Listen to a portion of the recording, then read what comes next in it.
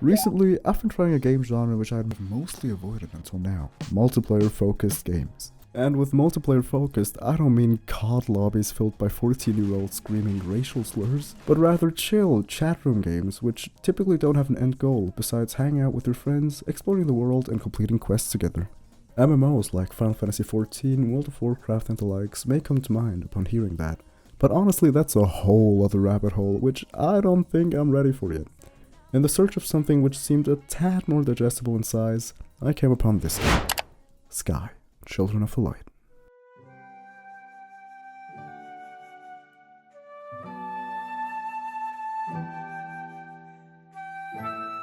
Sky is a comparatively small MMO made by That Game Company. It was first released in 2019 for mobile and later ported to PC and consoles. I've been playing this game pretty actively for about 2 months now, and I've found out there's more to this game than it seems. Let's dive into it. When booting it up for the first time, the game opens with this beautiful sequence that doesn't last too long, and then it throws you right into gameplay. The core gameplay is quite simple and self-explanatory.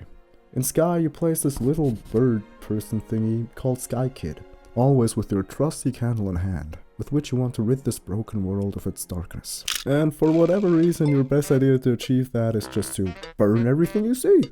Candles, plants, doors. So yeah, you're basically an arsonist, but not really. You'll fly around in the 6 unique realms in which you will find spirits, which you can interact with after lighting them on fire, of course. Guys, I swear this is important to the lore. You will then be reliving their memories by following them around for a bit. By doing that, you'll help them in finding their peace, and as a reward, they'll even teach you a new expression. Afterwards, you could even befriend them further, which will get you new cosmetics and other goodies from them. You can buy these goodies from them with all the different currencies you can collect: friendship candles, seasonal candles, ascension candles, hearts, and so on. At this point, I want to mention that I went into Sky knowing literally nothing about it. Honestly, it's the first time in a long while that I've gone into a game completely blind. I just got intrigued only by the vibes it gave off. So after doing a few of these spirit quests, I thought I had figured out how this gameplay loop functioned. So I was like, oh cool, so then I'll just have to finish all 6 realms and relive all spirit memories to beat the entire game. A few moments later. Wait, that's it? Yeah, so I finished all 6 realms and did some exploring and stuff, and realized that I had no idea what to do next. Well, of course there was this gigantic ominous door that led to Eden. But as soon as I saw this, I immediately backed up like, hey! To explain, winged lights are another type of collectible which improve your wings, so you can fly higher and longer the more of them you have. And by the time I had done all 6 realms, I had amassed quite a few of these, and I was not about to lose all of my progress to what I could only imagine to be some insane final boss level which I would have been highly unprepared for. I know, looking back, those were some insane assumptions I was making here. But come on, this looks like the door to an Elden Ring boss. After chickening out for a few days, I finally did some research and surprise surprise, I was completely off the mark. Well, not completely, Eden is still fucking scary. It turns out that, yeah, you lose all your winged lights at Eden, but that's intended and just part of the game. To my surprise, the reason why getting through all the 6 realms takes so little time is because the game is built around you going through them over and over and over again. And this right here is where I understood the actual core gameplay of Sky. Socializing. You know, it's an MMO and shit. Remember? The real core of this game is the MMO aspect. Instead of doing all those things I mentioned before all alone, you're intended to do it with others, alongside doing your dailies, solving trials, collecting candlelight, and most importantly, just vibing. Who you play with and how you communicate is entirely up to you. It's totally cool to just befriend random players flying about and chatting with them via emotes or even via the in-game text chat, which can only be accessed at certain locations. But I found it to also be very fun to just go on the official Sky Discord and finding people to play with there. The people there were really helpful with any questions I had, and also very welcoming even to a newbie like me. After the opening cutscene, the game immediately puts you into the servers with plenty of other players. I didn't know that, so I was incredibly confused as to why this NPC would be interacting with me like this. But no, it wasn't an NPC, it was a player who just wanted to help me out. They literally held my hand through the first few realms, and I was incredibly confused as to what was going on, but I just let it happen. As I later found out, this is a quite common thing in the Sky community. I won't go too far into it, but basically in the community there's 3 main types of players: moths, butterflies, and veterans. Moths are newbies like me, veterans are longtime players, duh, and butterflies are somewhere in between.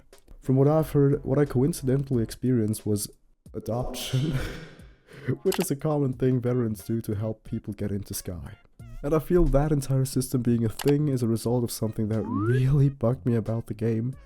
It doesn't explain shit! The entire game has no dialogue and barely any written exposition, which I understand is kind of part of the game's aesthetic and philosophy, but when I open the menu and I don't understand what any of this stuff is that I've been collecting and what it's for, maybe consider giving me a hint.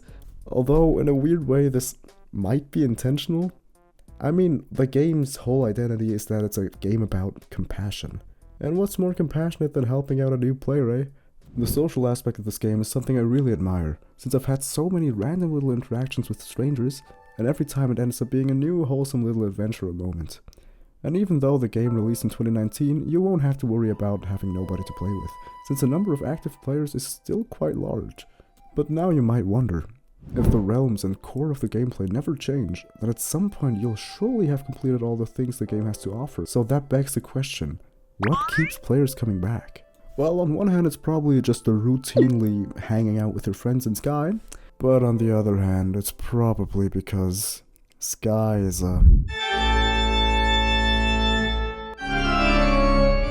like any free-to-play game, Sky 2 needs to somehow make its revenue. But even though I'm really not a fan of season passes and in-game purchases, in Sky it's not all too intrusive.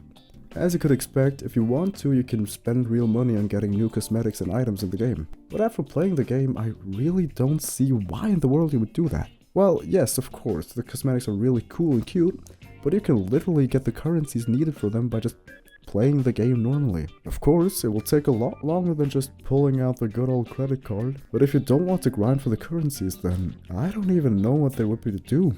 And I mean, in the short time that I've been playing, I've already put together an outfit that I'm pretty happy with, so I'm glad that spending money is totally optional. But there is also a season pass every now and again which will actually put items behind a paywall, so yeah, that's too bad. But every season also brings along new content and areas to be explored, which are not linked to the payment. Paying really is only for the cosmetics. But aside from season passes and all that, it's actually insane how I still find new areas and things to do every time I play. I mean, yeah, I haven't been playing that long, and I would probably run out of things to do after a few months, but still, that feeling of just flying around with a random player you met, and them showing you a secret area, that's pretty damn neat. But once you actually run out of things to do in-game, you'll have a deep rabbit hole to dive into with the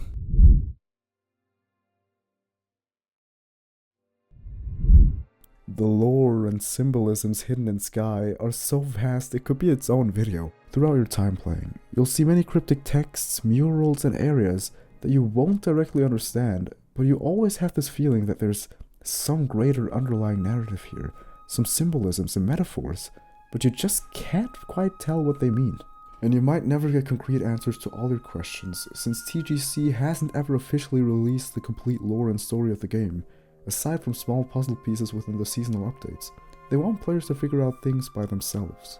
There seems to be a lot of discussion in the community about the lore, since it is up to interpretation. Even though there is not a single line of dialogue in this game, the story really got to me in a strangely touching way. To sum it up to the best of my ability, this is a story about something rare, a selfless sacrifice. When I finished the final realm of Eden for the first time, all the vague, loose story threads that I didn't understand, it all clicked.